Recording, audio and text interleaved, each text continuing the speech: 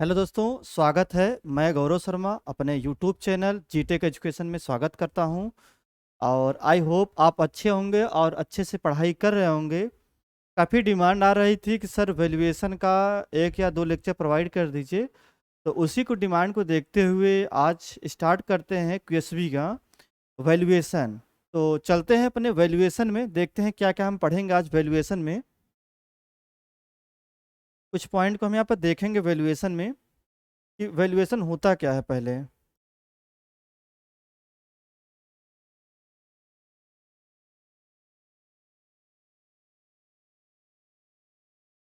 तो समझेगा valuation. Valuation का मतलब क्या होता है कि अगर हमारी कोई बिल्डिंग है, उस बिल्डिंग का हमें वैल्यू पता करना है। क्या करना है? वैल्यू पता करना, उसी को हम क्या कहते हैं? वैल्यूएशन बोलते हैं। मतलब किसी मटेरियल का या किसी बिल्डिंग का हमें क्या करना है? उसका कास्ट पता करना है। That is valuation. जैसे आप कभी कभी मार्केट में जाते होंगे, सब्जी खरीदते होंगे, या कभी आपको कुछ, मान लीजिए आपको चलने वाले व्हीकल्स खरीदना हो, कार खरीदना, स्कूटर खरीदना, बाइक खरीदना, तो सबकी एक वैल्यू होती है।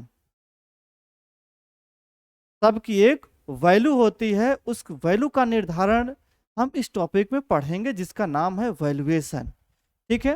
तो क्यूएसबी का लास्ट चैप्टर है, तो देख लीजिए। मूल्यांकन एक ऐसी तकनीक, प्रक्रिया विधि है जिसके द्वारा किसी संपत्ति, किसकी किसी हम निकालते हैं, दुकान का, मकान का, फैक्ट्री का, इसका हम क्या निकालते हैं? वैल्यू निकालते हैं। ठीक है। तथा परिस्थितियों को अनुरूप वर्तमान में उचित मूल्य का निर्धारण करते हैं। जैसे हम ये भी देखते हैं, जैसे मान लीजिए कि आपकी कोई बिल्डिंग बनी है, आपने 10 साल पहले बनवाया। आपने कोई बिल्डिंग 10 साल पहले बनवाया, और आप ये चाहते हैं कि आज के टाइम पर उसका क्या हो, वैल्यू क्या हो। तो इसे हम बोलते हैं वैल्यूएशन। और जैसे जैसे टाइम बीतता चला जाता है, वैसे वैसे बिल्डिंग की वैल्यू क्या होती रहती है? कम होती है। एक सिंपल एग्जांपल लेते हैं। जैसे आपने क्या किया, 1 लाख रुपए का कोई क्या किया, टू व्हीलर खरीदा। जैसे जैसे टाइम बीतता चला जाएगा, वैसे वैसे उसकी वैल्यू क्या हो जाएगी? धीरे धीरे कम होती चली जाएगी। हो सकता है एक साल में 10,000 कम हुआ अगले साल 15,000 हुआ, फिर 20,000 हुआ। मतलब वैल्यू धीरे धीरे क्या हो रही है? कम हो रही है। उसी को हम क्या बोलते हैं? वैल्यूएशन बोलते हैं। उसकी वर्तमान स्थिति पता करेंगे, और साथ साथ क्या पता करेंगे? यहाँ पर उसका मूल्य का निर्धारण कर लेंगे। विभिन्न स्थितियों और उद्देश्यों को पूर्ति और मांग, एक होता है सप्लाई, एक होता है डिमांड। सप्लाई और डिमांड का मतलब क्या होता है? डिमांड मतलब कि होता यह है, जैसे कि मान लीजिए हम गए किसी दुकान पर सब्जी खरीदने, तो वो हमारी एक डिमांड है कि हमें चीज मिलनी चाहिए। सप्लाई का मतलब जो चीजें हमको वो दे, दैट इज सप्लाई। ठीक है।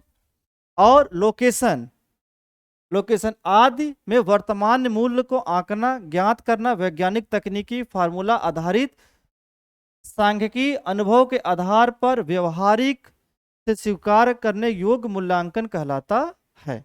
मतलब ये होता है जो हम मूल्यों का निर्धारण करेंगे, ये डिमांड और सप्लाई, और साथ साथ वैज्ञानिक तरीकों, जैसे कि हर एरिया की अलग अलग वैल्यू होती है। जैसे मान लीजिए आप करंट टाइम में गांव में हैं, आपने कोई बिल्डिंग बनवाया है गांव में।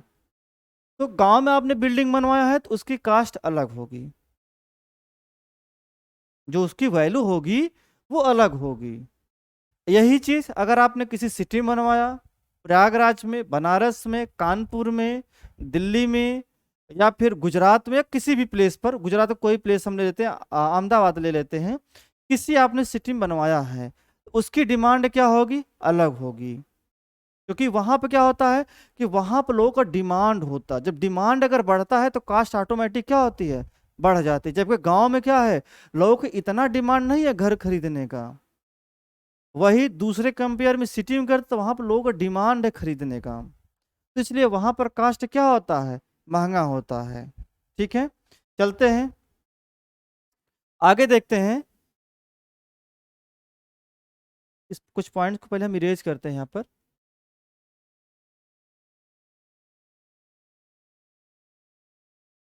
अब देखते हैं यहाँ पर हम ये समझेंगे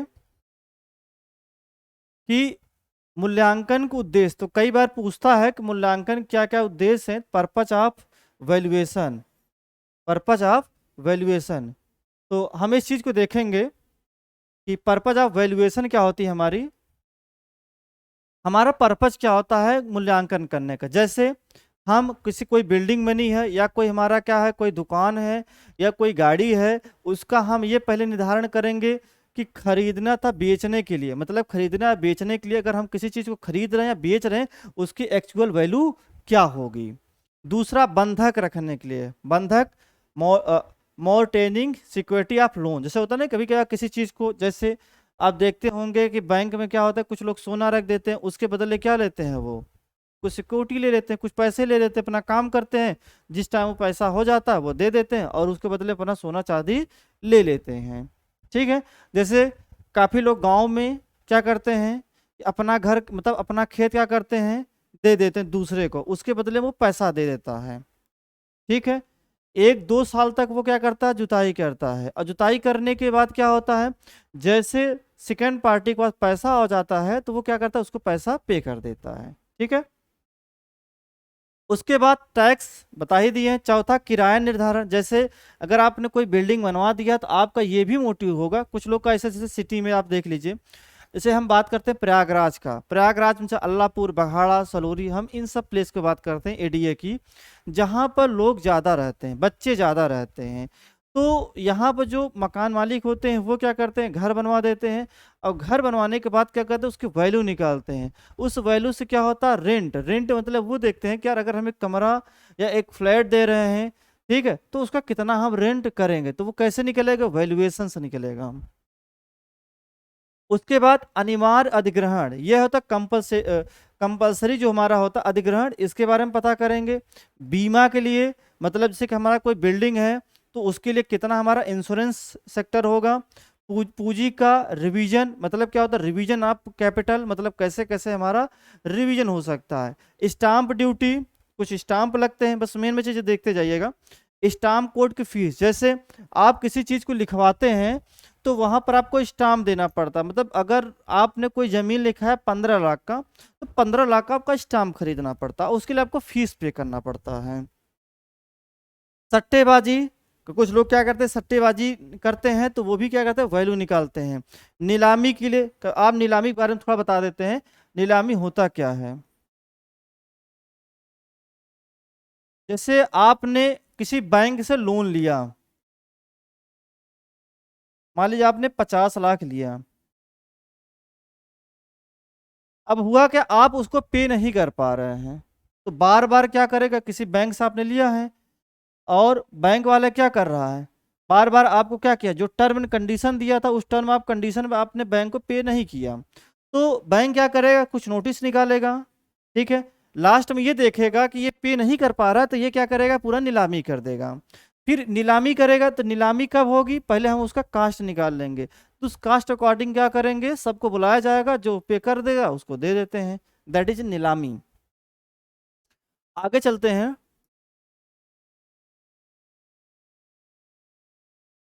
आपको कुछ पॉइंट को देखना है बस उसको समझना है। उसके बाद क्या होता है क्षतिपूर्ति, ये भी देखेंगे। निवेश अगर करना है तो वो भी हम देख लेंगे। न्यायालय की मांग, ठीक है, स्वयं कारोबारी के लिए, खरीदना तो बेचने के लिए, पहला हम बात चलते हैं खरीदना बेचने के लिए, सबसे पहला हमारी बात आएगी, देखिएगा। बस कुछ कुछ पॉइंट को आपको देखना है समझना है।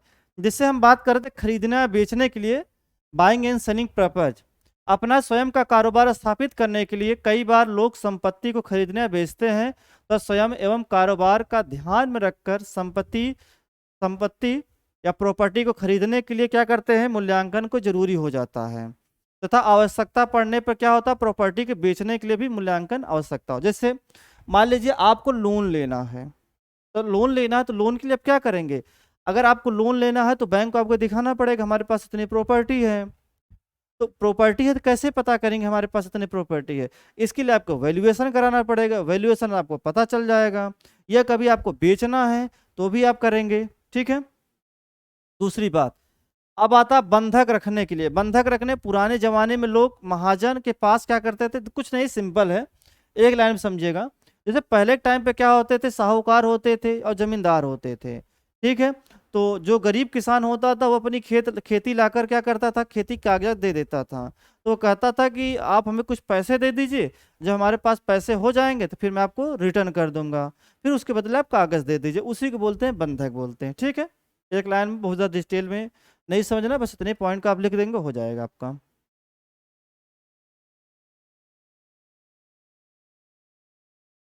अगला पॉइंट आते हैं टैक्स।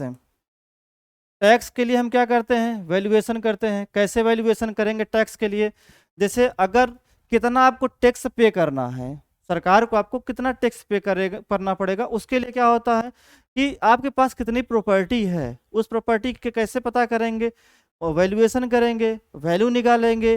कि मान लीजिए आपके पास एक घर है, कार है, और शॉप शॉप है, मतलब सारी चीज जितने भी आपके पास यूज यूज करने वाली चीजें हैं, उस चीज के क्या निकालेंगे, वैल्यू निकालेंगे, और उस वैल्यू अकॉर्डिंग क्या करना पड़ेगा, आपको टैक्स पे करना पड़ेगा। सिंपल है, एक लाइन में समझने के लिए देख लीजिएगा।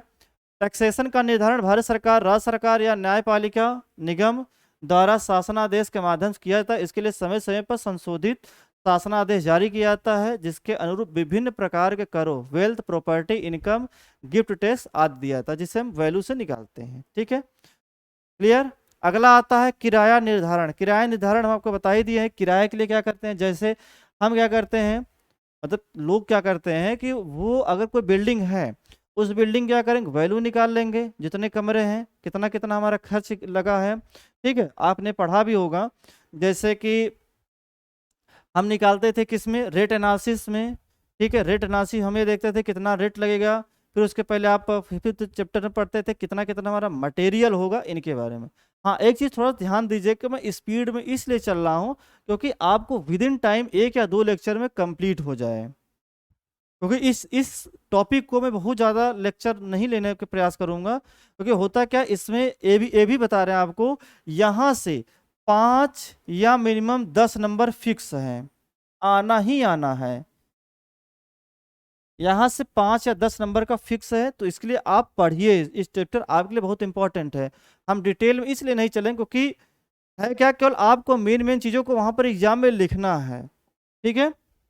तो रेंट फिक्सेशन वाला हो गया है। अब आ जाए पांचवा,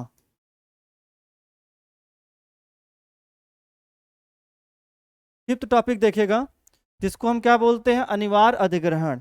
जब जब कभी कोई संपत्ति अनिवार्य अधिग्रहण की जाती है तो शासनादेश के अनुसार संपत्ति मालिक को पे करना होता, उस समय भी संपत्ति का मूल्यांकन किया था, मतलब अधिग्रहण किया जाए। अधिग्रहण मतलब क्या होता है, कभी कभी आप देखिएगा, जैसे आपके कोई बिल्डिंग है या आपके पास कोई मकान है तो अधिग्रहण कर लिया जाता है, मतलब कि उसको क्या करता है, सरकार अपने शासनादेश जारी करके अपने कब्जे में ले लेता है, तो क्या करता है, मालिक उसको पे करता है, ठीक है, मतलब जो उसको कब्जे में लेता है, ठीक है। आगे देखिए, बीमा के लिए चर्चा कर ही दिए। बीमा के लिए क्या होता है, जैसे बीमा के लिए कैसे जरूरत पड़ती है, बीमा के लिए ये होता है कि अगर हम किसी बिल्डिंग का वैल्यू निकाल लें, वैल्यू मतलब कितने की हमारी बिल्डिंग है। अच्छा, बिल्डिंग का वैल्यू कैसे निकाला जाता है, पहली बात तो जो लैंड, जो जमीन है, उसका कितना है, प्लस जो हम बिल्डिंग बनवाए हैं उस पर कितना पैसा खर्च किया है, दोनों का ऐड करेंगे तभी तुम्हें पता चलेगा ना कितना वैल्यू हुआ है, ठीक है। तो इसके अकॉर्डिंग क्या करेंगे, हम वहां पर बीमा कराते। अब आपके दिमाग में आएगा सर इसकी जरूरत क्या पड़ गई, मान लीजिए लाइफ इंश्योरेंस की बात होती है, ठीक है, या अपने लाइफ के बारे में इंश्योरेंस कराएं, ठीक है, मगर घर का बीमा जरूर। घर का बीमा इसलिए इंपॉर्टेंट होता है क्योंकि मान लीजिए आपका आपका घर है, भूकंप आ गया, काफी क्या होगा, क्षतिग्रस्त हो गया, ठीक है, तो उसकी भरपाई कौन करेगा, जो बीमा कंपनियां होंगी। या कभी ऐसा होता है कि मान लीजिए आपका घर है और किसी कमरे में आग लग गया, अब आपने इंश्योरेंस कराया है तो पे कौन करेगा, जो हमारा इंश्योरेंस कंपनियां होंगी वो पे करेंगी, ठीक है। क्यों, क्योंकि इसके बदले आप मंथली या 6 मंथ में आप पे कर रहे हैं, तो वो क्या करेगी, इन सब दुर्घटनाओं से पैसा पे करती है, तो इसीलिए क्या होता है, इंश्योरेंस कराया जाता है बिल्डिंग का। चलिए आगे देखते हैं,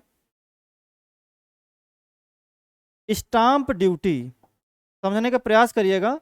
स्टाम्प ड्यूटी होता क्या है? स्टाम्प ड्यूटी किसी संपत्ति को खरीदते समय उस पर उप रजिस्ट्रार द्वारा स्टाम्प ड्यूटी समय समय पर शासनादेश द्वारा निर्धारित करने के लिए संपत्ति का मूल्यांकन किया जाना आवश्यक है। कुछ नहीं, बहुत सिंपल है। जैसे मान लीजिए कि आप कोई जमीन खरीदने गए हैं या कोई मकान खरीदने गए हैं, तो पहले हम ये पता कर लेंगे कि ये मकान है कितने का, 10 लाख का, 20 लाख का, 25 लाख का, 40 लाख का, कितना है। उसके अकॉर्डिंग स्टाम्प लगते हैं। 10 लाख अकॉर्डिंग 10 लाख का स्टाम्प, 15 लाख अकॉर्डिंग 15 लाख का स्टाम्प। मतलब कहने मतलब ये नहीं 15 लाख का खरीदना है।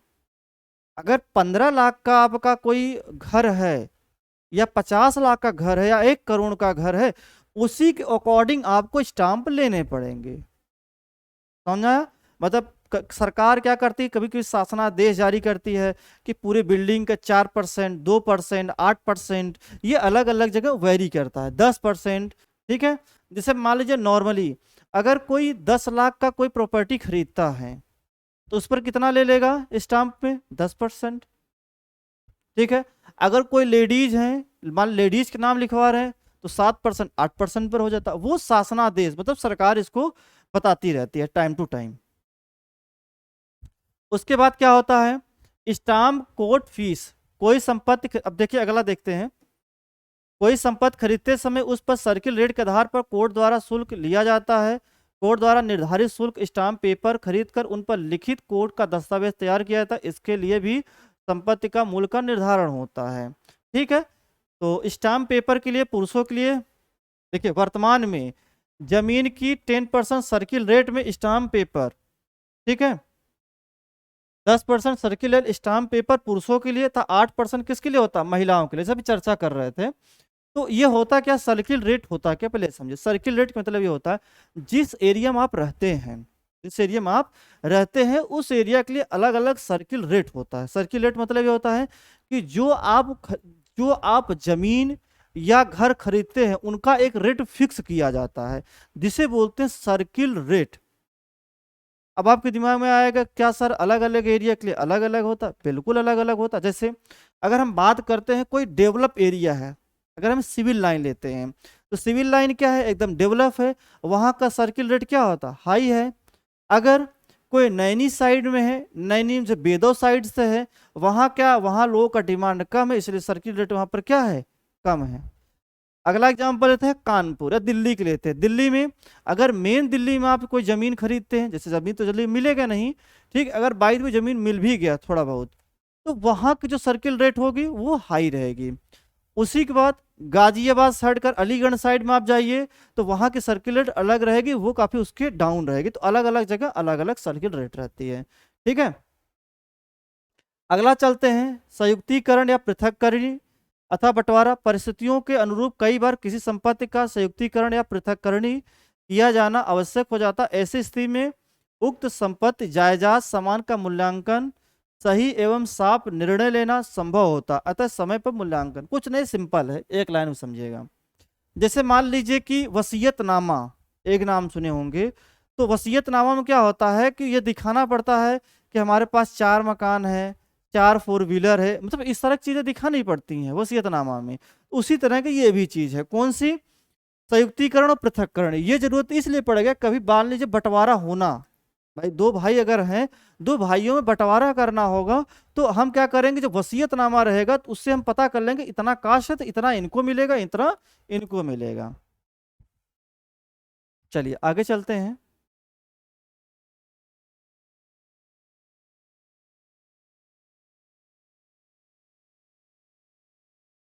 अब बात करते हैं नीलामी के लिए। नीलामी के लिए बता ही दिए हैं, सिविल अभियंता या किसी एजेंसी द्वारा कोई संपत्ति निर्माण कर उसे खुले बाजार में नीलामी की जाती है। इसके अलावा बेकार पड़े हुए कबाड़ की नीलामी की जाती है। दोनों परिस्थितियों में कबाड़ का नीलामी किए जाने संपत्ति के पहले मूल्यांकन जरूरी है। कहने का मतलब क्या होता है, ये कह रहा सिविल अभियंता या किसी एजेंसी द्वारा संपत्ति का निर्धारण करना या उसे खुले में बेच देना या नीलामी की जाती है। नीलामी मतलब ये होता है कि हम किसी संपत्ति को खरीद लिए और उसके बाद क्या कर दिए, उसका हमने रेट निकाल कर बेच दिया, मतलब नीलामी कर दिया। अब जिसको लेना होगा वो आएगा और हमने क्या कर दिया, वो दे दिया। ठीक है, देख लीजिएगा एक बार। सिविल अभियंता किसी एजेंसी द्वारा बता ही दिए हैं। आगे चलते हैं, क्षतिपूर्ति देखेंगे।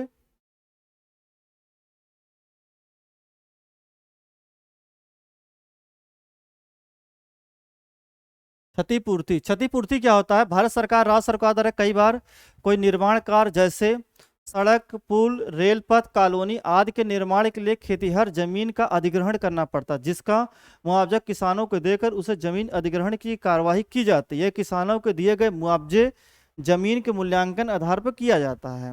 कुछ नहीं है, एक लाइन में समझने का प्रयास करिएगा। हम देखिए इसलिए आपको बता रहे हैं कि आप इतना डिटेल लिखिए ना लिखिए, बस आपको मैं बता दे रहा हूं कि ये पॉइंट लिखा है, आपको हम एक लाइन में उसका मतलब बताते हैं। जैसे मान लीजिए आपकी कोई जमीन है और सरकार को उस जमीन से रोड निकालना है, मतलब उसने क्या किया, रिक्वायर किया कि हमें इस एरिया से रोड को निकालना है, तो उस एरिया में जितने जितने रोड बनाने के लिए जितने लोगों का जमीन आएगा, सरकार क्या क्या करेगी, उसके बदले उनको पैसा दे देगी। जो जमीन ली है उसके बदले उनको पैसा दे देगी, जिसे बोलते हैं क्षतिपूर्ति बोलते हैं। बस सिंपल। अब आ जाए निवेश के लिए। निवेश के लिए क्या है, यदि यदि विभिन्न स्रोतों से किसी मनुष्य की आय अधिक होती है, उस धन को वह मनुष्य कहीं भी निवेश करने की सोचता है ताकि उपलब्ध धनराशि पर अधिक से अधिक फायदा हो जाए। ऐसी स्थिति में प्रॉपर्टी की खरीद की जाती है। वर्तमान में कम समय में अधिक मुनाफा अर्जित करना, रियल एस्टेट में अधिक इन्वेस्ट कर रहे हैं। उद्देश्य इन्वेस्ट, निवेश का मतलब कुछ नहीं है, एक मिनट में आप ये भी समझ जाएंगे। सिंपल तरीका है। इन्वेस्ट का मतलब ये होता है, जैसे कि मान लीजिए कि आप किसी कंपनी में काम कर रहे हैं, जेई हैं, ठीक है।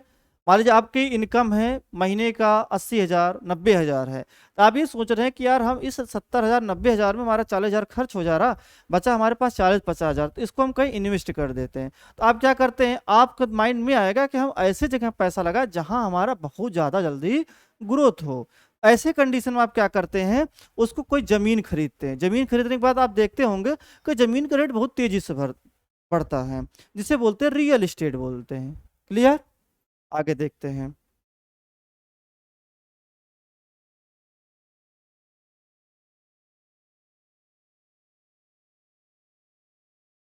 अब आता है मध्यस्थता के लिए। यदि कोई संपत्ति खरीदते या बेचते समय दोनों पक्षों, खरीदने या बेचने वाले मध्य विवाद उजागर हो जाता है, इसे विवाद को तीसरे पक्ष द्वारा सुलझाया जाता है, उस समय संपत्ति का मूल्यांकन बीच का रास्ता होता है। जैसे मान लीजिए दो दोस्त हैं, उन्होंने कोई ज़मीन खरीदी थी।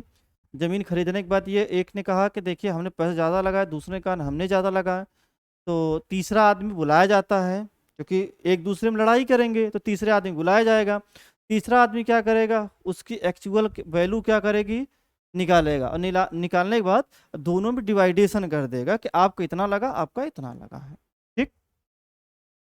मध्यस्थता के लिए न्यायालय की मांग, यदि किसी संपत्ति के संबंधित कोई विवाद हो जाए तो आप न्यायालय के पास जा सकते हैं। वो भी कब जाएंगे, जब आपके पास ये पता होगा वैल्यू, तब संपत्ति का वैल्यू जब पता होगा तब आप जा सकते हैं। उसके बाद स्वयं के कारोबार के लिए, अगर आप कारोबार स्टार्ट करना चाहते हैं तो कारोबार स्टार्ट करने के लिए आपको लोन लेना पड़ेगा। लोन कैसे मिलेगा, आपको दिखाना पड़ेगा कि हमारे पास इतनी संपत्ति है, इतनी हमारी संपत्ति की वैल्यू है, उसके अकॉर्डिंग आपको 50-60% आपको क्या मिल जाएगा, लोन। जैसे मान लीजिए आपके पास 20 लाख की संपत्ति है, अब क्या करेगा, जो हमारी बीमा वाले जो हमारी बैंक होती है, वो क्या करेगी, 50 से 60% क्या करेगी, लोन देगी। अब आपके दिमाग में आएगा सर 20 लाख क्यों नहीं देते, वो इसलिए नहीं देती है क्योंकि ये सोचती है अगर हम पूरा पूरा दे देंगे तो आगे चलकर कुछ हमें, अगर मान लीजिए इसकी वैल्यू कम ज़्यादा हो गई तो ये लॉस में नहीं जाना चाहते, इसलिए क्या कहते हैं पूरे प्रॉपर्टी के 50 से 60%, मतलब 5 से क्या करते हैं, ये 6 लाख देना पसंद करेंगे। ठीक है, आगे चलते हैं। या फिर ज़्यादा से ज़्यादा कर देंगे, 50-60%, ये थोड़ा ज़्यादा हो जाएगा, एक मिनट बता रहे हैं, ये देंगे आपका 10 से 12 लाख रुपए देंगे, 20 लाख का। ठीक है, चलिए आगे चलते हैं। मूल्यांकन के सिद्धांत देख लेते हैं, मूल्यांकन क्या क्या सिद्धांत होते हैं। मूल्यांकन का सिद्धांत मांग आपूर्ति से, अर्थात यदि कोई व्यक्ति अपनी संपत्ति को विक्रय करना चाहता है तो दूसरा क्या करता है, उसे खरीदना चाहता है, इसमें कोई जोर जबरदस्ती नहीं होता है। ठीक है, ये मतलब सिद्धांत है इसका। मूल्यांकन किसी संपत्ति के स्थल विशेष पर निर्भर करता है, मतलब अलग अलग जगहों पर अलग अलग उसकी क्या होती है, उद्देश्य होती है। ठीक है, जैसे संपत्ति की वर्तमान दशा रचनात्मक सामग्री पर निर्भर करती है, मतलब बना कैसे है। तीसरा, ज्यादा नहीं, दो तीन चार पॉइंट आपको बता देते हैं। जैसे यहाँ पर ये देख लीजिएगा, संपत्ति का मूल्यांकन जिस उद्देश्य के लिए किया जाता है वह विशेष महत्व रखता है, मतलब कि जैसे कि मान लीजिए हमने किसी का वैल्यू निकाला तो वो विशेष महत्व रखता है। आगे, किसी भी संपत्ति का मूल्यांकन उसकी वर्तमान और भविष्य में प्रयोग के लिए प्रभावी करता है।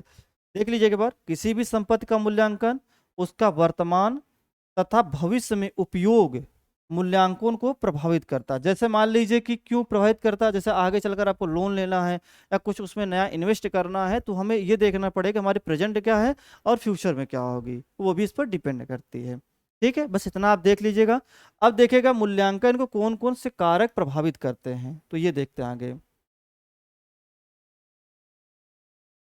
यहाँ पर 5-6 पॉइंट आपको बता देते हैं कि मूल्यांकन को प्रभावित करने वाले कारक। पहला काम, प्रदाय या मांग। जैसे आपके पास ऐसे सिटी में है तो वहां पर बिल्डिंग कम बना है, खरीदने वाले संख्या ज़्यादा है, तो ऑटोमेटिक डिमांड क्या हो जाएगी, डिमांड ज़्यादा है। डिमांड ज़्यादा है बट सप्लाई करने वाले की संख्या कम है, तो ऑटोमेटिक रेट क्या हो जाएगी, बढ़ जाएगी।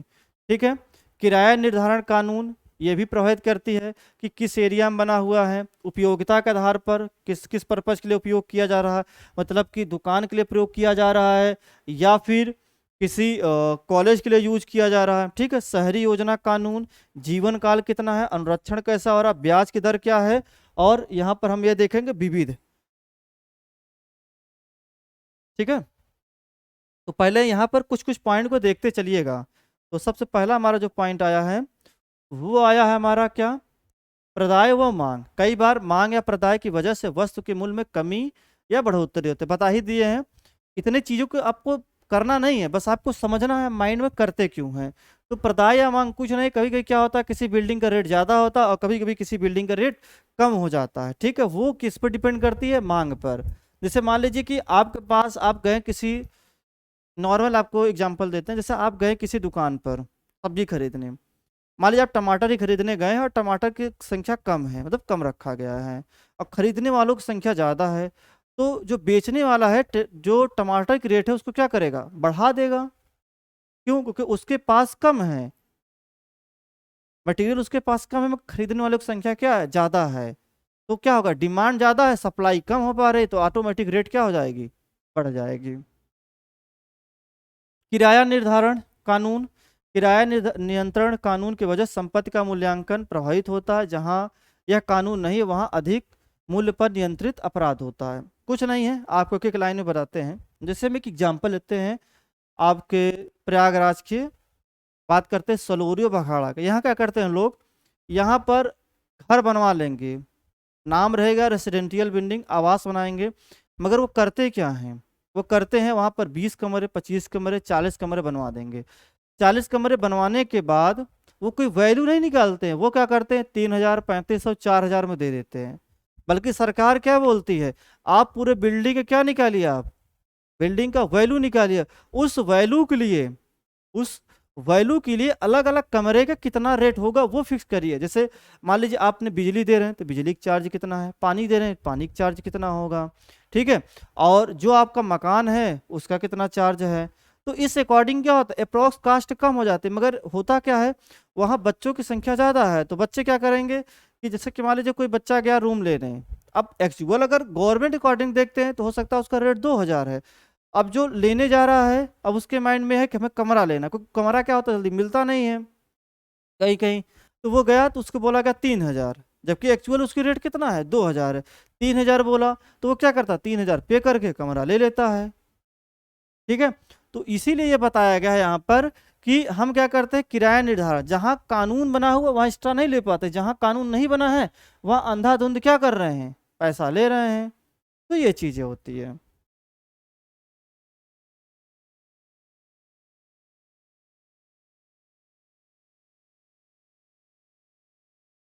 शहरी योजना कानून, किसी विकासशील शहरों में योजना कानून पारित होती है जहां प्रॉपर्टी या वैल्यूएशन बढ़ जाता है, सरकार टाउन प्लानिंग एक्ट के तहत सुख सुविधा, देखिए शहरी योजना कानून जैसे क्या होता है, टाउनशिप प्लानिंग एक्ट, जैसे आप देखते होंगे कहीं कहीं एरिया में किसी को एडीए, एडीए मतलब इलाहाबाद डेवलपमेंट अथॉरिटी, ठीक है।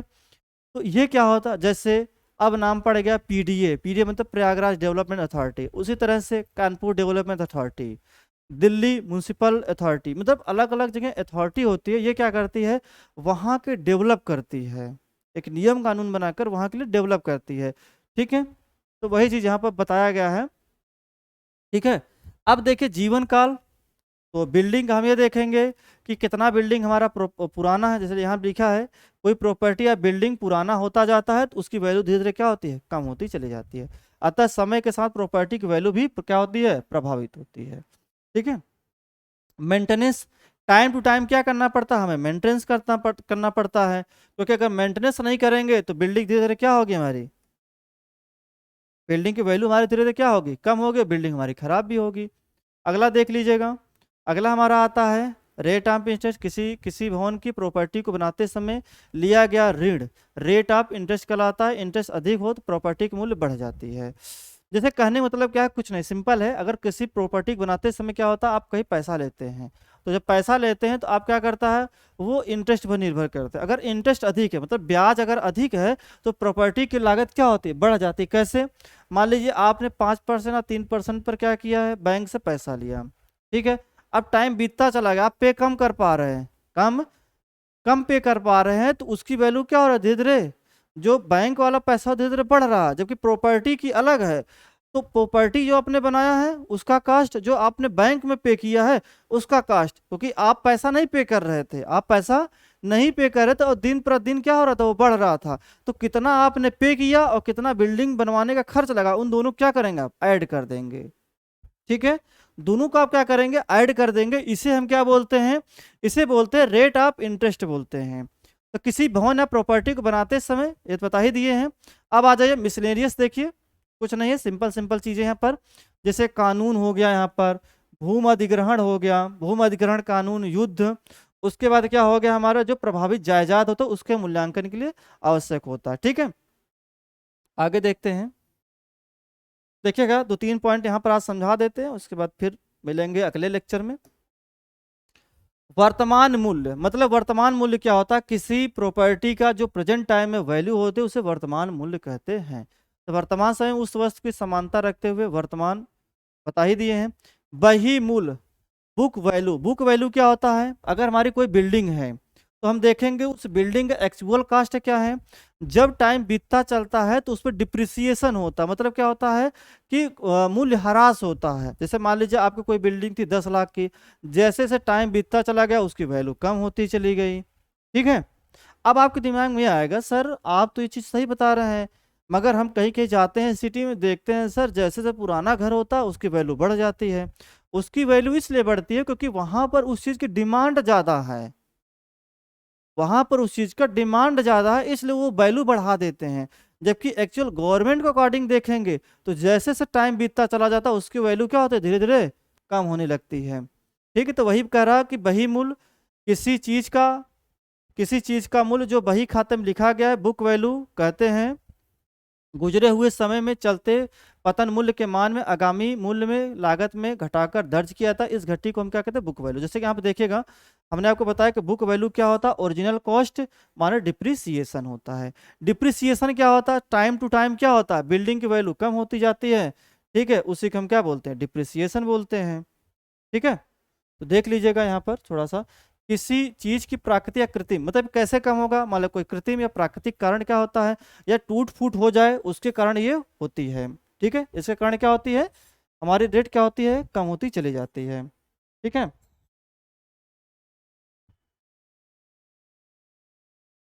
बस इतना कर देखिएगा, आगे देखिए। अब आता है हमारा इंश्योरेंस वैल्यू, किसी वस्तु का जिस मूल्य के लिए बीमा किया जाता है, इसके बारे में चर्चा कर ही दिए हैं। मतलब ये इसलिए करते हैं कि आगे चलकर अगर भविष्य में कहीं भूकंप आ जाए या फिर कहीं से कोई दुर्घटना हो जाए तो कम से कम बीमा एजेंसी उसका पे करती है। अब देखिएगा ये बहुत इंपॉर्टेंट है, और खासकर जेई के लिए भी जो तैयारी कर रहे हैं उनके लिए भी इंपॉर्टेंट है कि साल्वेज वैल्यू क्या है, स्क्रैप वैल्यू क्या है, ठीक है। तो यहां पर समझेगा, पहले समझेगा साल्वेज वैल्यू क्या है। साल्वेज वैल्यू कुछ नहीं है, संपत्ति की उपयोगिता के समाप्त के बाद। जैसे मान लीजिए आपको कोई बिल्डिंग है, ठीक है, अब उस बिल्डिंग का लाइफ ईयर खत्म हो चुका है, लाइफ ईयर खत्म हो चुका है, ठीक है। तो जब लाइफ ईयर खत्म हो जाता है तो हम ये चाहते हैं कि यार अब इसको हमें बेचना है, ठीक है। तो जब बेचना है मतलब खड़ी अवस्था में बेचना, मतलब उसको गिरा नहीं रहे हैं, उस गिराए हुए अवस्था में उसको क्या कर देना, बेचना, दैट इज साल्वेज वैल्यू। अब जब वो गिरा कर हम क्या करते हैं, गिराएंगे तो उसको सरिया मिलेगा, ठीक है, या कुछ ईंट मिलेंगे सहित, उसको जब बेचेंगे तो उसका मतलब पूरे कास्ट का 10% मिलता है, ठीक है। तो पहले एक लाइन को समझ लेते हैं कि संपत्ति की उपयोगिता के समाप्त पर जो बिना गिराए या विभाजित किए संपत्ति के मूल्य को कबाड़ मूल्य कहते हैं। कबाड़ मूल्य मतलब साल्वेज वैल्यू। उपयोगिता काल के समाप्त पर किसी संपत्ति का मूल्यांकन पॉजिटिव या निगेटिव हो सकता है। कैसे, या तो हो सकता है आपको बिना गिराए पैसा ज्यादा मिल जाए, कभी कभी क्या होता है पैसा कम भी मिल जाता है ओवरऑल, ठीक है। तो देनी हो सकती है, अर्थात पुरानी मशीन को बेचने पे क्या होता है, निगेटिव या पॉजिटिव। जैसे मान लीजिए आपके पास कोई मशीन, आप खरीदा ज्यादा थे, बेचेंगे आप कम में तो घाटा होगा। और कभी कभी क्या होता है कि मान लीजिए आपने कोई मशीन खरीदा, तो हो सकता, नॉर्मल चीजें समझेगा, जैसे आपने कोई मशीन लिया, ठीक, अब उस मशीन को जब आप बेच रहे हैं तो आपको ये लग रहा है कि यार जितने का हम मशीन बेच नहीं रहे उतना तो उसको हम लगा दिए हैं, उतना तो हमने लगा दिया, उसमें तो घाटा हो गया। और मान लीजिए इसको खरीदा 40 लाख का, आपने यूज कर लिया, उसको यूज करने के बाद आपको लगा कि यार अगर हमारा 10,000 के बिक जाएगा तो प्रॉफिट हो जाएगा, तो ऑलरेडी 10-12 हज़ार के जब वो बिक गया तो आपको प्रॉफिट में चला गया, ठीक है। क्लियर, नहीं क्लियर हुआ, चलिए फिर से देखिए, आप बता देते हैं एक बार फिर से।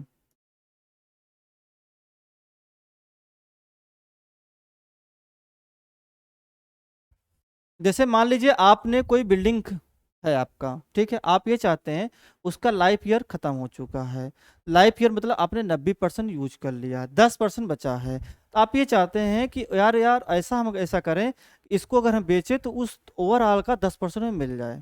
कभी कभी क्या होता है, आपने बेचा, उसका ओवरऑल 10 या 12% या 15% मिलेगा, पॉजिटिव होगा। कभी कभी क्या होता है, उस जो 10% का भी 10% नहीं मिल पाता, हो सकता है वहाँ मलबा वलबा आ जाए, या बारिश के कारण पूरा ईंट खराब हो गया, मतलब क्या हो गया, जो लेने वाला है वो सोच रहा है कि जितने का हम इसको गिराएंगे वो हमारा ज़्यादा पैसा लग जाएगा, तो वो क्या करेगा, 2% या 3% आपको देने लगेगा, तो ओवरऑल का क्या हो गया, वो माइनस में चला गया। इसी को हम क्या बोलते हैं, कबाड़ मूल्य कहते हैं। अब आते हैं मलबे का मूल्य। मलबे का मूल्य क्या होता है, किसी बिल्डिंग को गिराने के बाद, किसी बिल्डिंग को गिराने के बाद जो हमें पैसा प्राप्त होता उसे हम क्या बोलते हैं, मलबे का मूल्य, स्क्रैप वैल्यू। तो आप बोल सकते हैं सॉल्वेज वैल्यू पॉजिटिव होता है या निगेटिव हो सकता है। जबकि हम क्या करते हैं, यहाँ पे देख लीजिएगा, यहाँ क्या करा, किसी संपदा भवन को गिराने के बाद उससे निकलने वाले मलबे क्रय मूल्य का उसको स्क्रैप वैल्यू कहते हैं। उदाहरण, किसी भवन को उसका जीवन काल समाप्त होने पर गिराने के उपरांत जो इस्पात है, इस्पात लकड़ी ईंट, ठीक है, बेचने पर जो मूल्य प्राप्त होती है उसी क्या बोलते हैं, स्क्रैप वैल्यू कहते हैं, ठीक है। चलिए, अब एक आता है इसमें टर्म और है, कैपिटलाइज वैल्यू। यहाँ पर दो टर्म समझ लीजिएगा, जो आज का लास्ट भी होगा। कैपिटलाइज वैल्यू, कैपिटलाइज वैल्यू कुछ नहीं है, किसी संपत्ति की पूंजीकृत मूल्य वह मूल्य है जो अधिकतम वार्षिक ब्याज को शुद्ध आय के बराबर हो जाए। कहने मतलब कुछ नहीं, कैपिटलाइज वैल्यू क्या होता है, जो हमारे नेट इनकम है। नेट इनकम कैसे आएगा, मतलब सारे लॉस को हमने क्या किया, घटा दिया, वो प्लस हम ईयर परचेज, ईयर परचेज का मतलब कितना हम उस पर वार्षिक ब्याज दे रहे हैं। अभी सवाल आएगा तो आप समझ जाएंगे। ईयर परचेज, एक आध सवाल देख देख लेंगे। रेंट क्या होता है, खुले बाजार में किसी वस्तु या भवन को उचित मूल्य पर संपत्ति का किराया। जैसे मान लीजिए आप क्या कर रहे हैं कि मान लीजिए आपके पास कोई मकान है, आप क्या कर रहे हैं कि मार्केट वैल्यू पर आप क्या क्या कर रहे हैं, उसको किराए पर दे रहे हैं, उसे रेंट क्या बोलते हैं, रेंट वैल्यू बोलते हैं। एक सवाल देख लेते हैं फिर इस सेशन को कंप्लीट करेंगे। देखिएगा, पूंजीगत, यहाँ देखिएगा, पूंजीगत लागत ज्ञात करें यदि शुद्ध आय 10,000 रुपये, ठीक है, 10,000 रुपये और ब्याज की दर 5% है। तो अभी आपको मैंने बताया था कि पूंजीगत जो लागत होता है वो शुद्ध आय, मतलब कितना आपको आ रहा है, plus year purchase, year purchase, तो ईयर परचेज यहाँ कितना दिया, 5%, तो 5% कितना, 100 का 5%, ठीक। और कितना मिल रहा है, ये नेट इनकम कितना है, 10,000, 10,000 कर दिए। ठीक है, यहाँ से आप काट दिए, ठीक है, 5 दूनी 10, 3 जीरो कर दीजिए। ठीक, अब ओवरऑल क्या हो जाएगा हमारे पास, 10 हो गया, 3 जीरो।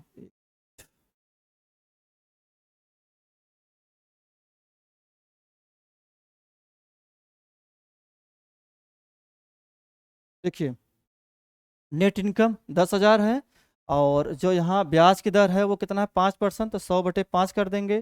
तो यहाँ से इसको हम क्या करेंगे, 5 दूनी 10, 3 जीरो हो गया, 3 और ये 2 5, 2 3 2 5, ठीक है, ये हो गया।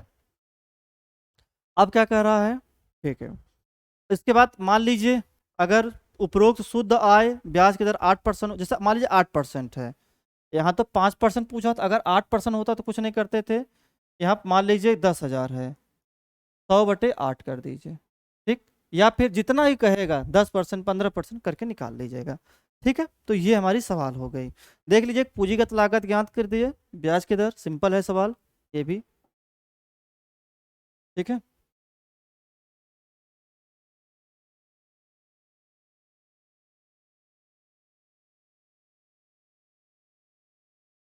यहाँ तक हो गया है हमारा।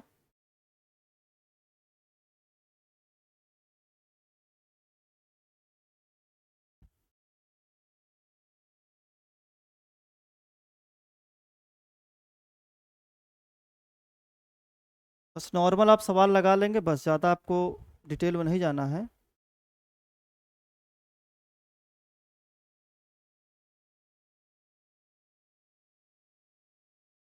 आधार ईयर परचेज,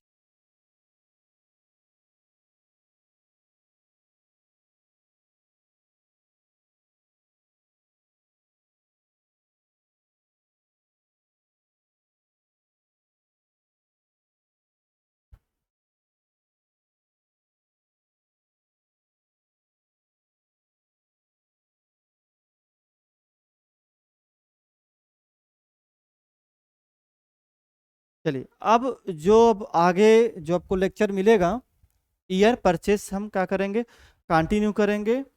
तो आई होप आपको अच्छा लगा होगा और मज़ा भी आया होगा।